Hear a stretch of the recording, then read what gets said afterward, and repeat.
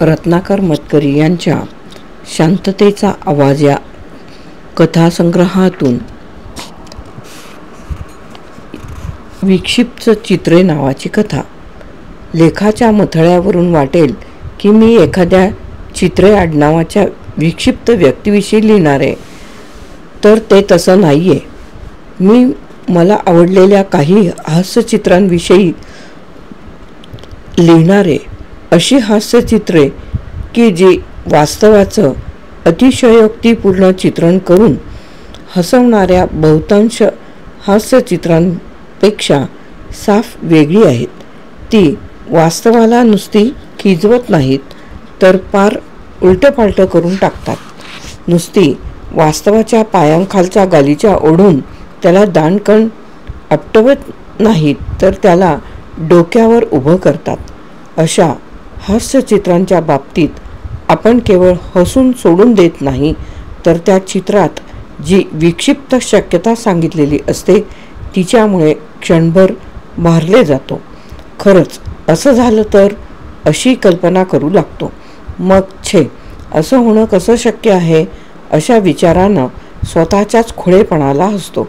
आणि शक्य नसलेलं असं काही ज्याला चित्रमाध्यमातून आपल्यासमोर ठेवावंसं वाटलंय त्या चित्रकाराच्या विक्षिप्त विनोदबुद्धीला आणि इतरांपेक्षा 10 बोट उंच असलेल्या कल्पकतेला दाद देतो. अशी चित्र मी वेळोवेळी पाहिली आहेत. तुम्हीही पाहिली आहेत.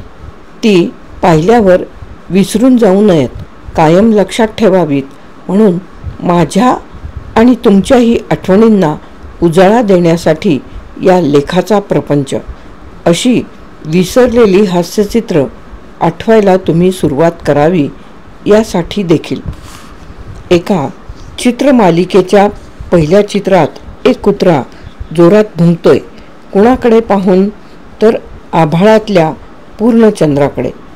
आता यात विशेष काही नाही. रात्री कुत्री नेहमीच चंद्राकडे पाहून भुंकतात. पण दुसरं चित्र पहा.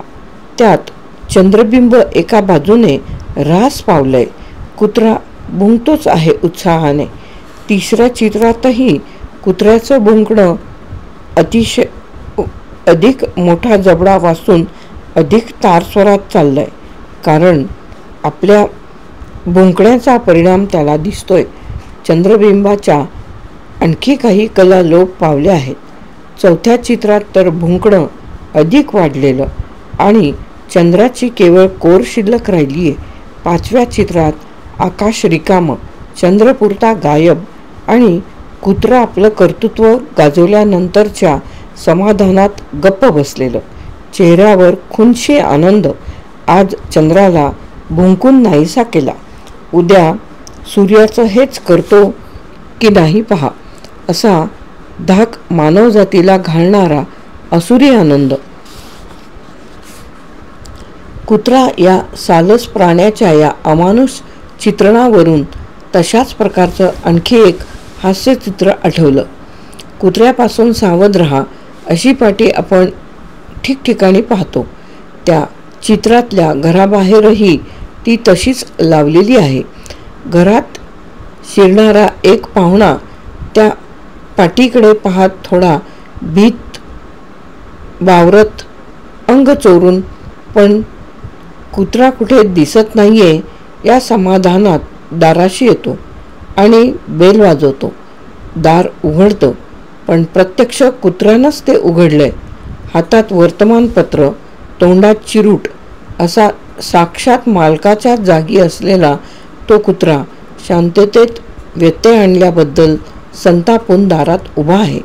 आता त्या नवागताचं काय होणार, त्यानं सावध राहायला हवं होतं. असाच आणखी एक कुत्रा मालक मालकिणी यांना दारापर्यंत पोचवायला गेलेला आहे. 4 पायांवर दुडूदुडू चालत त्यांनीही प्रेमाने त्याचा निरोप घेतलाय. लवकरच येऊ हं, असं आश्वासन देऊन त्यांनी दार लावून घेतलंय. कुत्रा परत फिरलाय, आतल्या खोलीत गेलाय. तिथेच कुठल्या तरी सोफ्यावर पडून मालक मालकिणीची वाट पाहता पाहता त्याचा डोळा लागेल ही आपली अपेक्षा. पण नाही. स्वारी बाहेर येते ती हातात बियर मग आणि तोंडात सिगरेट घेऊन. मालक मालकीण कधी बाहेर जातात याचीच हा प्राणी वाट पाहत होता. आता तो चक्क टीव्ही समोर बसून बियर पीत मालकाचं अनुकरण करणार आहे. कधी कधी मात्र हास्यचित्रकारांनी कुत्र्यांची चांगली जिरवलेली आढळते. न्यू यॉर्करमध्ये एक चित्र पाहिलं होतं. शेफर्ड डॉग आणि मेंढपाळ कुत्रा हा नेहमी मेंढ्यांच्या कळपाची राखण करतो. या दादा कुत्र्याच्या मागून तो नेईल तिकडे मेंढ्या गुमान जात असतात. पण वर उल्लेखिलेल्या चित्रात असल्या प्रकाराकडे स्तंभित होऊन पाहणारा एक नवखा माणूस गावातल्या माणसाला म्हणतोय, आमच्याकडे असं नसतं. तुमची रीत काही वेगळीच दिसते. कारण या गावात एक मेंढी राखणदार बनून पुढे चालली आहे आणि कुत्र्यांचा कळपच्या कळप तिच्या मागून निमूटपणे चाललेला आहे. काँग्रेस कधीतरी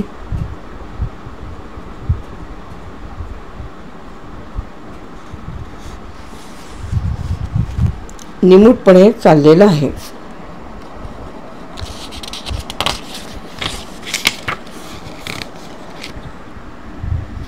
याहूनही कहर आणखी एका चित्रकाराने केला आहे. सर्वसाधारणपणे शिकारी गोळी घालून बदक टिपतो आणि कुत्रा धावत जाऊन ते तोंडात घेऊन येतो. मी पाहिलेल्या एका चित्रात शिकारी गोळा मारताना दाखवलाय, पण बदक मात्र रुबाबात चालत येतंय तोंडात त्या शिकाऱ्याच्या कुत्र्याला घेऊन. क्षणभर ही चित्र पाहताना धसकायला होतं. नंतर असं कधीच घडणार नाही या विचाराने मन थारावतं. पण पुन्हा मनात येतं की असं घडत नाही तोवरच सुरक्षितता, स्थैर्य. नाहीतर कुत्र्यांनी घराचा ताबा घेतला, बदकं शिकारी कुत्र्याचा घास घेऊ लागली तर तुम्हा आम्हाला आधार कोणाचा? असं कधीच होत नाही असंही नाही. नियती स्वतःच किती विक्षिप्तपणा करील हे कुणी सांगावं. एकेकाळी राज्यकर्त्यांशी हात मिळवणी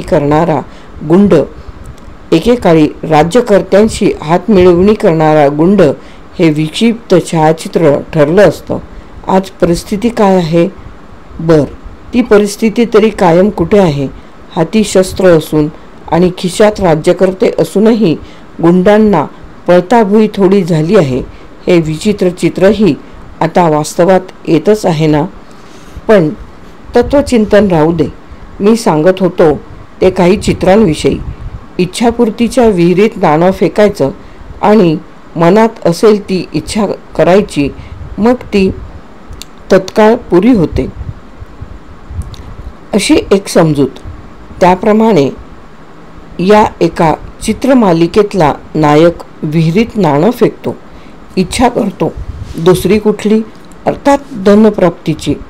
रहाटाला बादली लावतो, ओढून घेतो.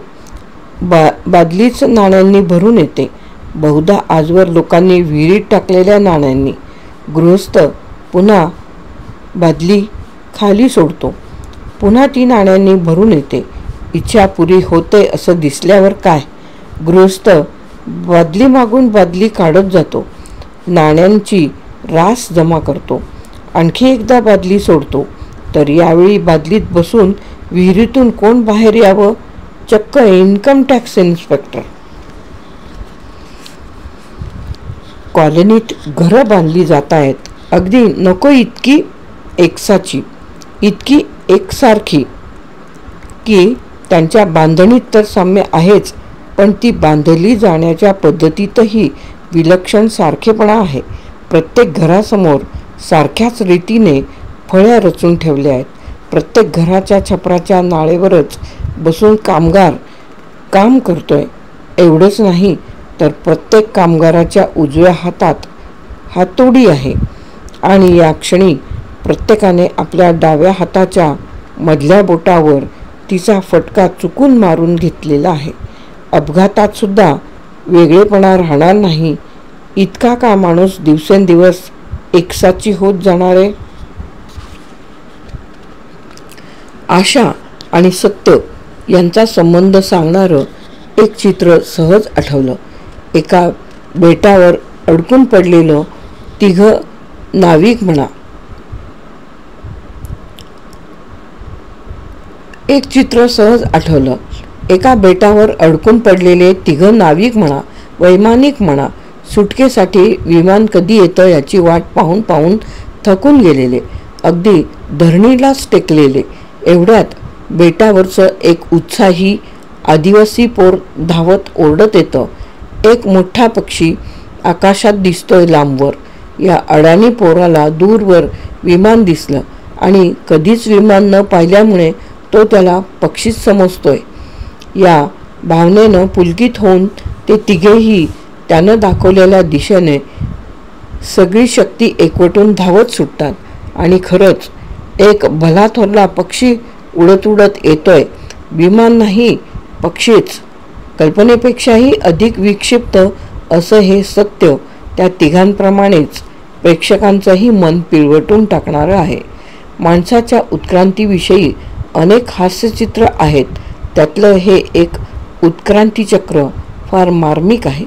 समुद्र आणि जमिनीचा एक उंचवटा, त्यावर माणसाच्या बदलत्या अवस्था ओळीनं मांडलेल्या, प्रथम जलचर शेपटीवाले मासे, मग सुसरीसारखा सरपटणारा प्राणी, त्याचा झालेला चतुष्पाद, त्याचाच 2 पायांवर उभं राहू शकणारा गोरिला, मग वन्य मानव, पुढं सुधारलेला मानव, सुटाबुटातला तो निघालाय समुद्रकाठी.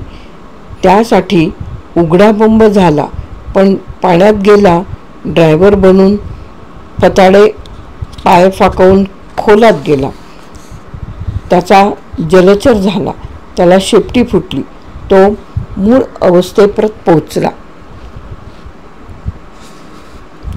हे शक्य आहे का? माणसाचा धांडरटपणा लक्षात घेता काहीही शक्य आहे. 60 सालचं एक हास्यचित्र आहे. दोघी मैत्रिणी समुद्रकाठी वाळूत बसून गप्पा मारतायत. भरतीची वेळ आहे, पाणी वाढतं आहे, गप्पा चालूच. पाणी कमरेशी आलंय, गप्पा रंगात आल्या आहेत. पाणी गळ्यापर्यंत येतं, गप्पांमध्ये कसलाही खंड नाही. शेवटचं चित्र, पाणी, नुसतं पाणी. बहुधा त्या पाण्याखालीही गप्पा चालूच राहिल्या असतील, फक्त त्या मारणाऱ्या आता आपल्याला दिसत नाहीत. हा एकच एक मूड हे विक्षिप्त हास्यचित्रांचं व्यवच्छेदक लक्षण असतं.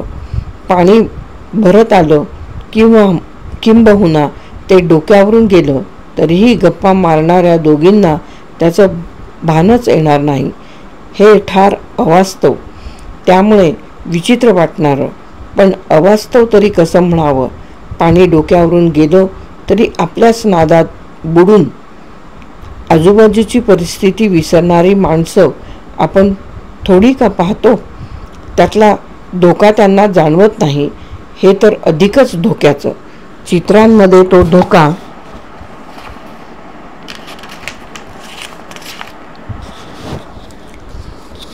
पाहणाऱ्याला जाणवतो एवढंच. एक अत्यंत करुण हास्यचित्र मी पाहिलेलं आहे. अनेक ठिकाणी ते छापून आलेलं आहे. तुम्हीही हे पाहिलं असेल.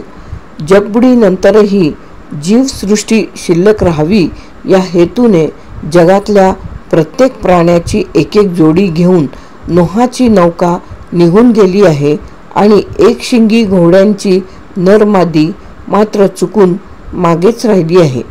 एकशिंगी घोडा शिल्लक राहिला नाही हे आपल्याला माहिती आहे का?